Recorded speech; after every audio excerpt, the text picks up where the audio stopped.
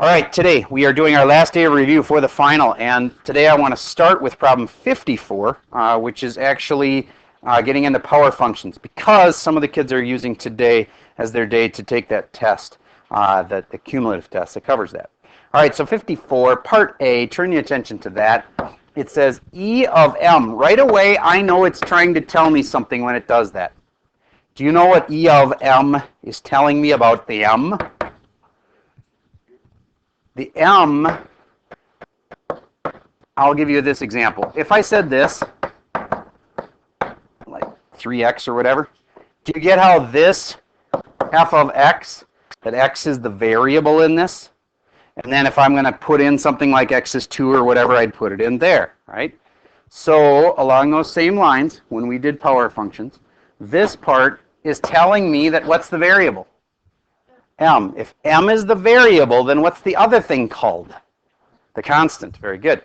So in this problem on A, M is the variable, C squared is the constant. And that's a really easy one to mess up. A lot of people would have thought that the M squared is the variable. All right, or sorry, the C squared. All right, so what's the M got on it? It's got a power of 1. So in the directions it says determine if it's a power function, given that C, G, K, and pi represent constants. Oh, it said in the directions that C was a constant. So then I could have known that M was the variable by just reading the directions. That's the variable. All right. For those that are power functions, which this one is, state the power and the constant of variation. All right, so the power on this guy is whatever the variable's power is. What's the power in this case? 1. And what is the constant? Yep, C squared, actually. Whatever's left that's not the variable and its power, all the rest of it, that's the constant. All right, let's do another one like that. B is kind of weird because it's got a KE. And then it's got a parenthesis V. As soon as it does that, it's telling me what the variable is. What's the variable? V. So it says 1/2 kV squared. It told me, oh, to the 5th? Sorry. It told me that V is the variable, so I right away know that that's my variable, that's my power, and all that is the constant. Okay, so that's the constant. That's the variable. And that's the power. Power's 5. Question? Yep. Sure, read C. Louder. All right. On this one, it didn't tell me nicely what the variable was, so I'm going to go back to the directions. The directions said that C, G, K, and pi are constants. See that in the directions? So therefore, that is the constant. So if that's the constant, then the T must be the variable. And if that's the variable, that's got to be the power. That's got to be the constant, but we include the other stuff with it. Everything that's not the variable. So that whole thing is the constant. Yes? So like determine whether it is a power function or not. How do you know if it is or not? How do you know if it's a power function? Okay. It has to be to a normal power. If it's not to a normal power, it's not a power function. Let's be specific. Can it be to the 0 power? Anything to the 0 power turns into a 1. And that means that it wouldn't really be a variable, would it? So what I'm saying is, if I have a t and I'm saying that that's my variable, but then I put it to the 0 power, do you get how that makes it really not a variable anymore? Okay, so that wouldn't be good. Can you have negative numbers? Yes, you can. Why? Because if I had like t to the negative 2, do you get how that's the same as 1 over t squared? And can you have fractions in these things? Yes, you can. You can have fractions in these things. So bottom line is that one different? Yeah. When it's got a fraction like this, you remember what that's called? What kind of variation is it? There's 2 kinds. You guys don't remember that? Okay. What? It's not direct. It's direct, and what's the other kind called? It's not indirect. It's not proportional. It's what? Somebody said it. Inverse. So it either varies directly or it varies inversely. You remember that? I'll show you those again. So let's say I had this a to the fifth, and then we have f of a. Can you tell that a is the variable? Okay. And then let's say my constant is like g or something. Okay. That is a power function. What about this? F of a equals a to the fifth over, no wait, put on a to the fifth on the bottom. G over a to the fifth. Is that one okay? Yes, it's just not direct variation. It's called, not indirect, but inverse. It varies inversely. What would the power of that be? Good question. Is it a to the fifth? Or sorry, is it a to the fifth or an a to the negative fifth? If I write it like this, do you get that that's the exact same thing as this? These two are exactly the same. So, power is negative 5.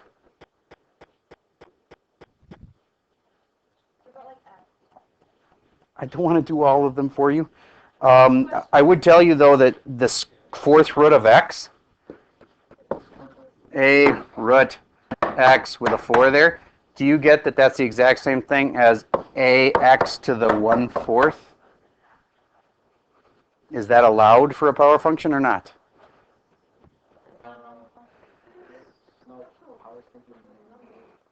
Powers can be negative. Can't be a fraction. All right, so that's out. Not a power function. Yes?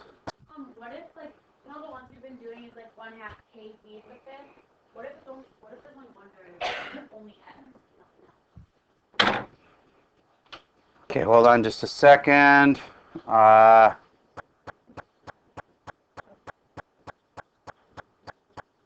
Okay, I need your question one more time. Say it again. All the ones we've been doing have like two variables, like k and t or something. Yep. What if it only had like an x? Okay, then the constant of variation just be 1. So like if it was like x, Actually, if they ask you to write, okay, I don't want to do what ifs unless you give me an exact problem. Okay, can you give me an exact problem? I suppose. Go ahead, read it. f of x equals negative 1/2. Okay. Do we have a variable? Oh, fifth power? Like that? Yeah. Okay. Do we have a variable? Yeah. Okay. And we have a constant. The constant's everything that's not the variable. So what's the constant? Negative 1/2. That one's not that's doable. Okay, let's move on. This next part is talking about writing one of those equations. So let's do 55 at part A together. And that'll be good review for those that are taking this. The area A of an equilateral triangle varies directly as the square of the length S of its side. Okay, all we really need is like an A and an equals and a V and a, we need some letters here. Okay, so obviously we know A is in it. The area, it varies directly. So do I want a fraction in this thing or not? No fraction, okay? And then as the square of the length S of its sides. Okay, S, and that's the square of the length S. Does that all look okay? Now, when it doesn't have a constant, what does the directions say? Use K for the constant of variation if one is not given. Okay, so they didn't tell me any other constant, right? So what am I going to put now? There we go. Why do you put it before the s squared? Doesn't matter. Usually the constants go in front. Doesn't matter though. Could have put the K at the end if you want. All right, that's about all the review I would recommend. If a person wanted to take that, come on up here. They're in a pile. They're orange. Grab it. You can work on those. You can just take one part of it, yes. The answer key is already up, not for the test, of course, but for the homework.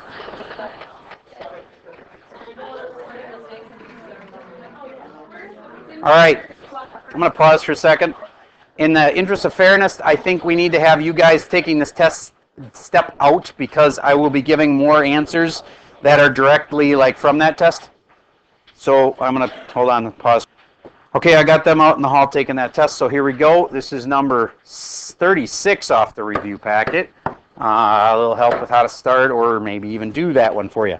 Consider the graph of an even function. Would you agree that those generally kind of look like this? That's like the ultimate even function. That's x squared. Okay, they kind of have symmetry over that line. So if you have a function that's like that, and it goes through 5 comma negative 10, well, where's that? 5 comma negative 10 will be like way down here. Probably not. Here, let me go a little more accurately. 1, 2, 3, 4, 5. 1, 2, 3, 4, 5, 6, 7, 8, 9, 10. So it'd be like about there. 5 comma negative 10. Do you get how if there's really even symmetry, that there has to be another point over here, just like it? You get that? All right, because I don't know if it's like this or if it's like this or what it is, but somehow there's even symmetry. So there's got to be a point over here, and I bet you can figure out what that point is. You just go to the other side, 5 spots. So final answer, what is it? Negative 5, negative 10. Very good. Okay, on an odd function, remember how odd symmetry works? If there was a point, I'm not going to do the problem that's on the board or in the assignment because I want you to do one, but let's say it was the same point and I need odd symmetry. You remember how this goes? You go like this, through the origin, and you find the other spot like up here. So that'd be kind of 5 comma 10. But in this case, all right, you guys finish it off yourself. I'll let you figure out the final answer on that one. Okay, moving on to 38. All you have to do is write it in an interval, and it's saying x is greater than negative 3. Oh, for Pete's sakes, you've done this forever. You got negative 3, and it goes to infinity, and does the negative 3 count? No, so you use a parentheses on the negative 3. So 38a is as easy as it seems. It's just negative 3 to infinity. All right, and I think B and C should be piece of cake. Let's move to 39. Seriously? It's between negative 1 and 2. I'm going to draw you a picture. Here's negative 1. Here's 2. It's between them. You can do that. All right, moving on to number 39. Write the equation of the line in point-slope form. Ooh, that's a formula that you're supposed to know. I'll remind you. Y minus y sub 1 equals m times x minus x sub 1. If you haven't, I'm going to be encouraging you to make little notes that you could look at the night before the test. This is one of those things I put a star by, or I'd put on a separate list. You got to know this little formula, and I'm about to show you another one that's just like it that's a little harder to remember. Okay, on this one, I got 2 points, negative 4 comma 5, negative 4 comma 5, and the other one's 4 comma 3. So I'd put negative 4 comma 5 in for one of my either x1s and y1s or x and y's. I'm going to use x1s and y1s, so that's going to be x is negative 4, and then y is 5. And then I'm going to put the other point in, this point right here, 4 comma 3. I'm going to put that in for the x's and the y's. X is 4, y is 3. Now look, I only have m left. See, that's how you can solve for m. You can find the slope that way. So I got 3 minus 5 equals m times 4 minus negative 4, which means 4 plus 4. Okay, so it's really 3 minus 5 is negative 2 equals m times 4 minus minus 4 means 4 plus 4, which is 8. And then I divide by 4, or 8, sorry. M is alone, negative 2/8, which is negative 1/4. So what did I just figure out? The slope is negative 1/4. Now, could I have done that by using the slope formula that I have memorized? Sure, that'd have been all right. Am I done? No, all I did was find the slope. What do I got to do now? I got to do y minus y sub 1. Y minus, and which point should I go from? Use the easier one, which was 4 comma 3. This point was easier because it didn't have any negatives. So y minus 3 equals m, which we figured out, negative 1/4, times x minus x sub 1, x is the 4. There we go. There's your equation. You figured out the slope, which you could have done a different way. A lot of people like to do the slope by just doing subtracting the y's over subtracting the x's. That'd be fine. Either way, though, the slope's negative 1/4. And you could have used either point right here and here. That could have been either of the 2 points. All right, hopefully that one's an easy one. You did that one last year. How about if they give you the 2 points in a different way. Like look at C. Do you get that all they did on number C is give you 2 points? They give you -3, -1, and they give you 6, 7. It's just 2 different ways to give you the points. Let's move on to the next side where they are not straight lines anymore. Same idea, except you have a different formula to stick it into. This is the one for quadratics. So remember, these are like going to look like this, and they're going to give you the vertex, and they're going to give you one other point. Just like I gave you the base formula to memorize for the other one, you need this one, y equals a times x minus h squared plus k. Remember that one? I hope so. If you don't, you better write it down. What? This is helping you with problem 40, yes. No, that's why I'm encouraging you to write these down and memorize them and look at them the night before and stuff. So, all right. It's not that bad. There's not that many equations to memorize in this class. There's other classes that are way worse. And even second semester is way worse. There's a lot of, yeah, that's true. There was a lot in second semester of stuff that you're going to have to memorize that's kind of a pain. So, like formulas to memorize. All right, let's finish. Can I finish this one first, please? All right. So on this one, I'm going to take the vertex, which they give me as 1, 3. And they tell me another point is 0, 5. That obviously isn't going to match up with what I have here. They gave me another point like there. So I'm going to redraw this thing just to make it actually match up. So the points they gave me again were 1, 3 over 1 up 3. And then they gave me 0, 5 over 0 up 5. And how do I do this? I pop the numbers in here, here, here, and wait. Yeah, here, and the one thing I don't put it in is a. Try that again. I put x and a y in. That's one of my 2 points. It's not the vertex, though, right? And the vertex goes there and there. So what's my vertex again? 1, 3. So I go 1 and 3. Go there and there. And then the other point, 0, 5. 0, 5. So now I put it all together. I got 5 equals a times 0 minus 1 squared plus 3. That's a big equation that has only a in it. So now it's easy to solve. Solve it for a. -1 squared is 1, 1a, so it's 5 equals a plus 3. Subtract 3. A is 2. Am I done? Same deal. No, you're not done. You didn't just want a. You wanted the whole equation. Y equals a, I now know, is 2. And then I go x minus, and here's where the vertex goes, into these 2 spots right here and here. And what the vertex was given was 1, 3. And that needs a little plus, and there's my equation. That's how you do that kind. Now there's another one for you to try. Number 40, part B. All right, moving on. Limits. That's definitely on here. You got to know limits because we did a lot of limit stuff. So you're going to guarantee to have a couple of those. And they're easy. Oh, question on the last one. All right, I'll leave that up there for a moment while I talk about limits. Limits, the main thing you have to know is the form that you always use to write limits. And I'll start on this slide so somebody can finish copying it. The formula you want for limits goes like this. Lim of f of x is equal to an x approaches. That's the thing you always have to have for every single limit problem. And then we put a number here and we put a number here to do our limit. All right, so if I give you a picture that looks like this. That is, you should recognize it. Is it 1 over x or 1 over x squared? 1 over x, you are correct. 1 over x squared looks like a volcano. It would look like the top part here. But we're not doing 1 over x squared. We're doing 1 over x. And if I want to know the limit of that function, there's 4 limit statements I could write. I could write the limit way over here. That's the limit on the left or the right end. I could write the limit way over there. That's the limit on the left end. I could write the limit as it approaches its vertical asymptote, which is the limit here. And why isn't that just one limit? Because it depends. If you're coming from this way or if you're coming from that way. So I'm going to write all 4 limits for this one as an example. Actually, let's just do one.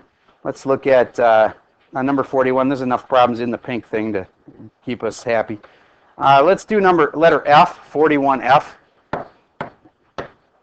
Because it looked kind of like the one I was doing, except this one's a volcano. All right, so if I know that one's a volcano that has been shifted, it's 1 over x squared plus 2, and then I got to go minus 3 on the outside. That's a volcano that's been shifted 2 to the left. So here's my volcano shifted 2 to the left. Used to be have an asymptote that was right on 0, and now it's at -2. And then it's also been shifted, what's that, -3? Down 3. So I'm moving it down 3. There we go. That's generally what my graph looks like. Now there's 4 kinds of limits for this that you could write. Does this one ask us for the limits because they approach the vertical asymptote? That's the kind that go towards the middle. Or is this asking for the limits on the ends? End behavior. So the limit way out there and the limit way out there. Okay, it's important to understand that this one does have another asymptote that's running this way. Why is it lower? It used to be at 0, but why is it lower? Because I moved it down 3 because of that. Okay, so the limit as I go way out here goes like this. Limit on the right end. Lim of the function as x approaches infinity. That'll always be the right end, is x approaching infinity. And if I know the x is approaching infinity, what they're really asking is what will the y be when you get way, way, way to the right? And the y will be at about -3. Because this little red line here, if I extend it out to infinity, it's going to get infinitely close to that dotted line there. And so the y value, how high the function is, will be -3. Yes? Okay. And then the other end, the lim. Question? That's only for the right side. Yep. Now I'm doing the left side. Limit of the function as x approaches -infinity. That's going to the left. Do you get that x approaches -infinity like way over there? So I'm going to extend this function out. If I go way over here, okay, it's going to be that one. And what's the y when I get way to the left? -3. When do you have to replace from the positive? That's if you're going towards the middle.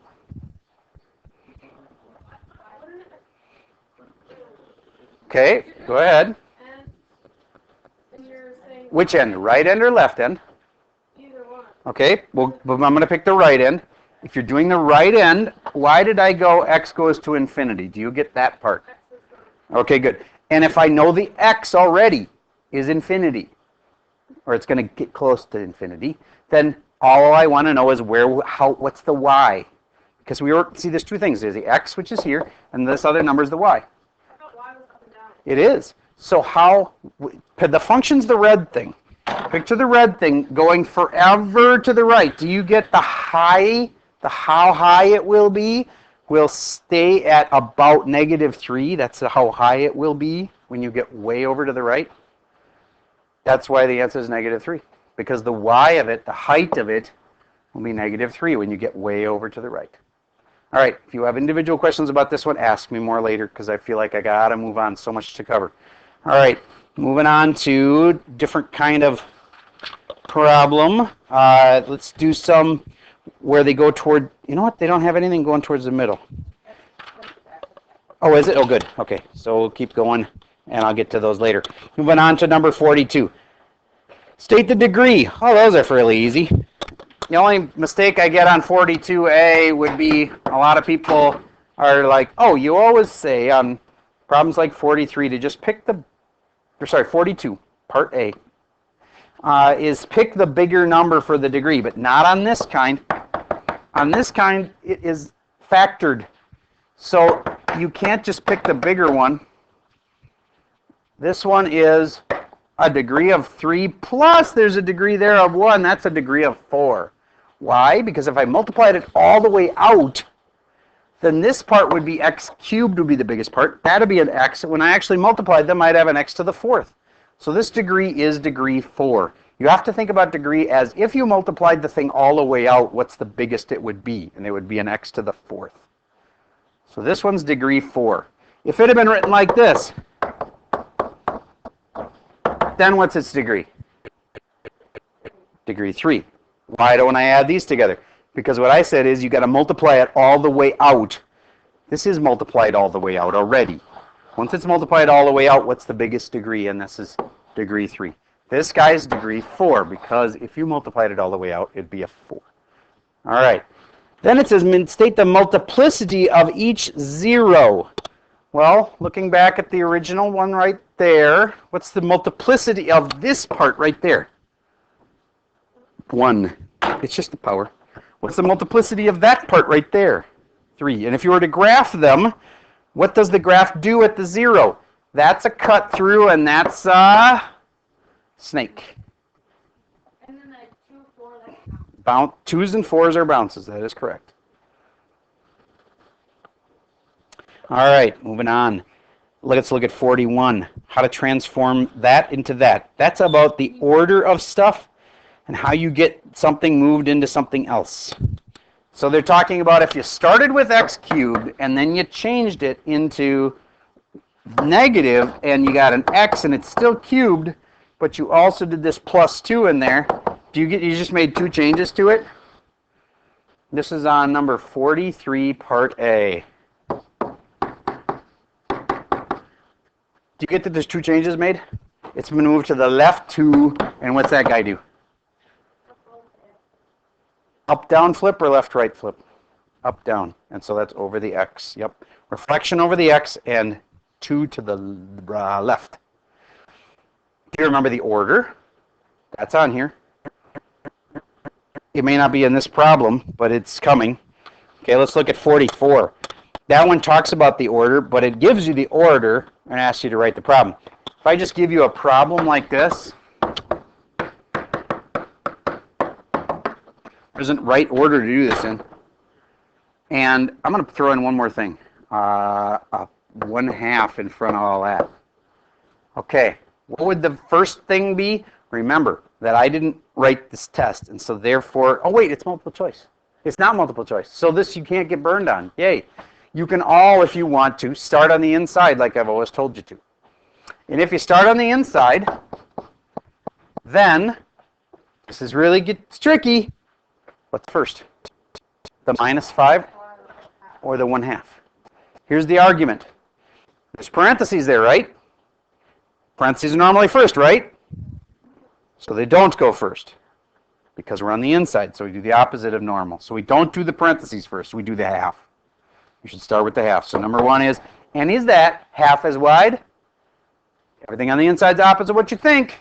No, Stretch factor 2. Remember these? I'm not doing a problem. I'm making one up because I know you have to know this.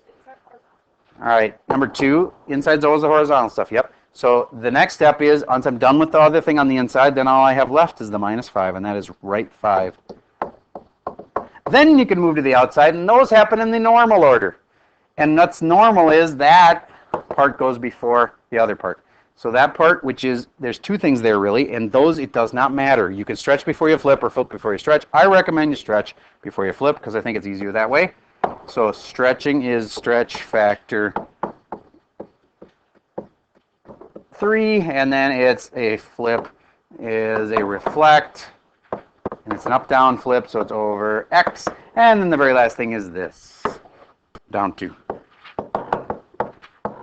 All right, that'll kind of cover number 44. You're going to write a function that's got an f of x and it's stretch factor 3, so you go like this. How do I do a stretch factor 3? I put the 3 on the outside of it like that. Stretch factor 3, vertical stretch. And then up 7, how do I do that? Plus 7, and you can finish writing the function from there. That's start of number 44. All right, let's move on to, I think I'd like to get to 47 next. Describe a basic series of transformations that can give you that graph. That's the one where you want to put them in order, from first to last. I would start on the inside. So 47a, if you start on the inside, that's going to be right 3. Then you move to the outside. What comes first, the 2 or the -4? The 2. So it's a stretch factor, vertical stretch factor 2, and then the -4 means down 4. Okay, this next one gets people every time. Let's look at 48. P, x comma y, that just means it's a point, x comma y, is on a curve y equals x squared plus 1. All right, that confuses people, but if you just graph x squared plus 1, do you get x squared plus 1 kind of looks like this? That's what x squared plus 1 looks like, right? And it says p is a point on that, so I'm going to put a dot like right here. It's just some point somewhere on that. Okay, now what am I supposed to do? You are going to use a triangle. Very good. Express the distance from P to the origin as a function of x. They want this distance right here. And they want it in terms of x. Well, how about this? Would you agree that this makes a triangle? Do you get the triangle it makes? Do you agree that distance is related to the a squared, b squared, c squared thing? And this distance right here is x. And that distance right there is y. And so it'd be x squared plus y squared and then the square root of all of that. But here's the thing. This is what makes it tricky. Well, I guess that was kind of tricky in the first place. But I have to replace the y with something. I can't have a y in my answer. It's supposed to have only x's in my answer. Go back to the original problem. What's the original problem say? Y is equal to. It says y equals x squared plus 1. So wherever I see y, can't I put x squared plus 1? So right here, that's really x squared plus 1. So I'm going to put an x squared plus 1 right there. And now, can you tell me this distance right here? Well, it should be the square root of the other two squared. So the square root of x squared plus the other thing, x squared plus 1 squared. It's a weird looking square. Done? Set it on the table right there, and you can head back to your seat.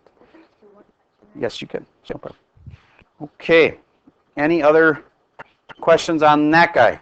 So would the answer be like y equals or like? It just wanted the distance expressed as a function of x. There it is.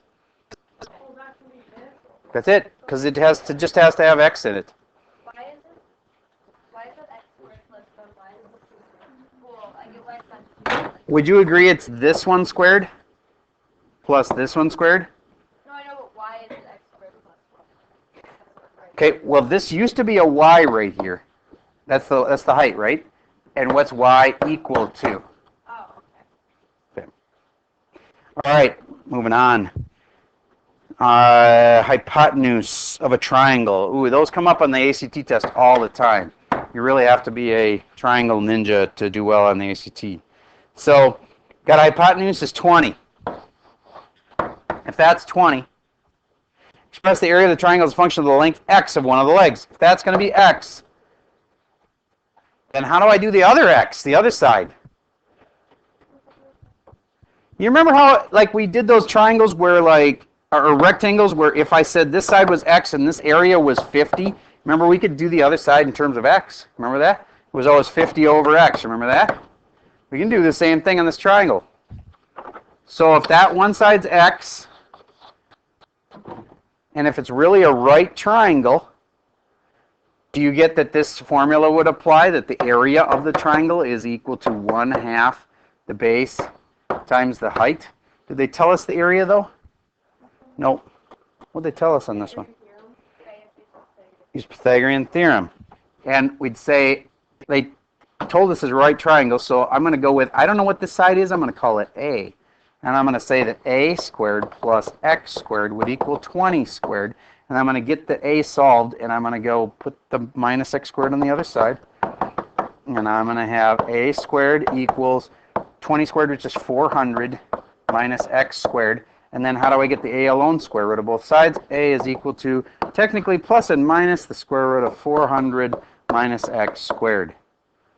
That was hardcore math there. So you now have a is 400 minus x squared. So that part right there, that side is square root of 400 minus x squared. Technically, it could be a positive or a negative, but you can't have a negative side on a triangle. So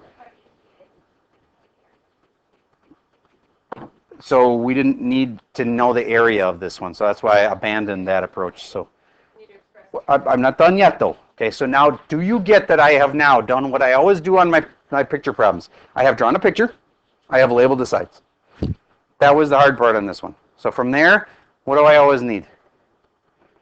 Pure form of the formula.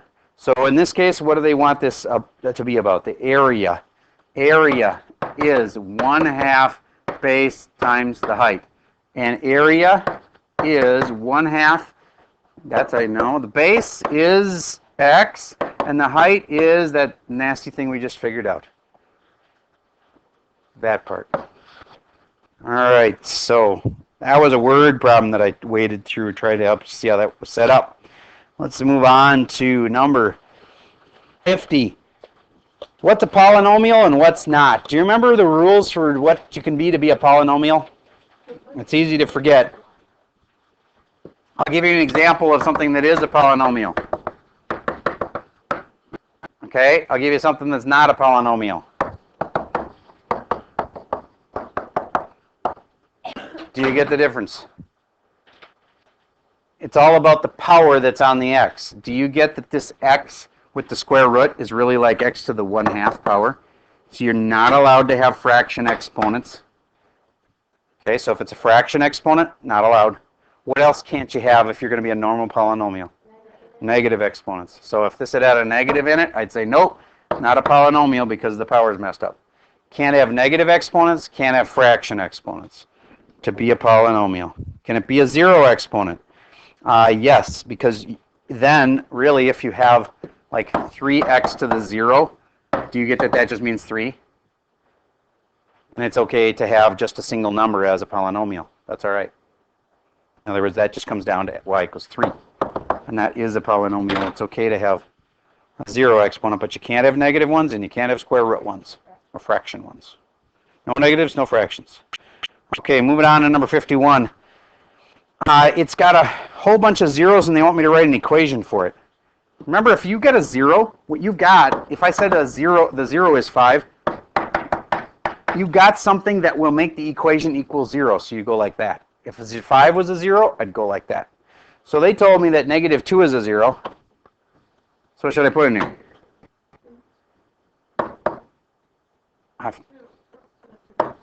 Now negative 2 is a 0.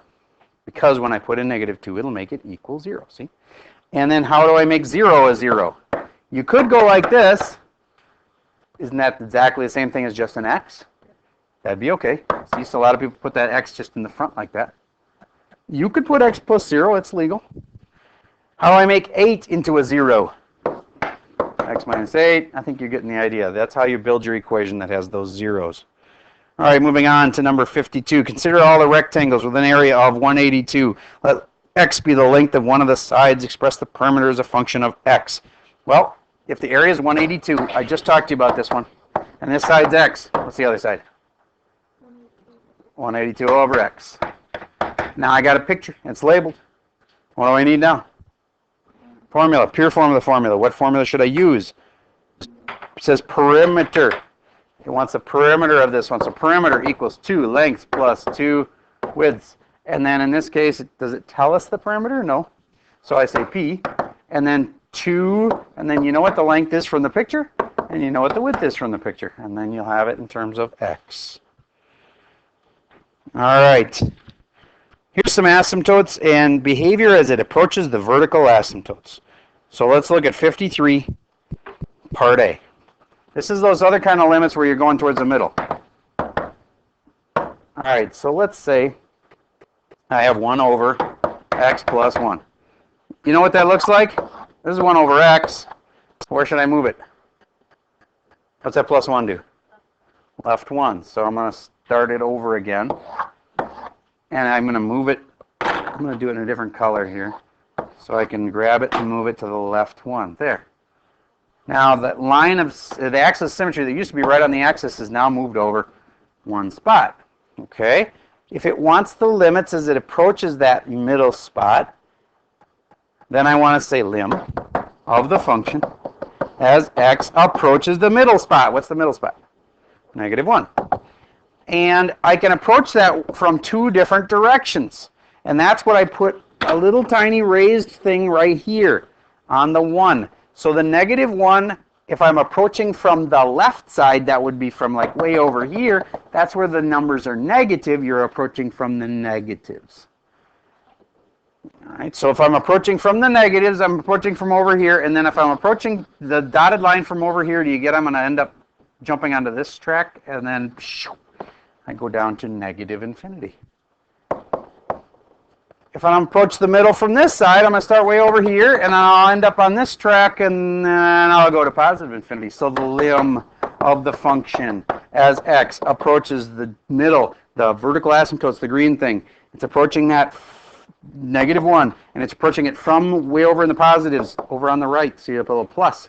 And then you say is equal to, and then it's the y value when I get there. When I go follow this thing, when I get there, I'll be at infinity. Okay, so that's an example of going towards the middle. Yes?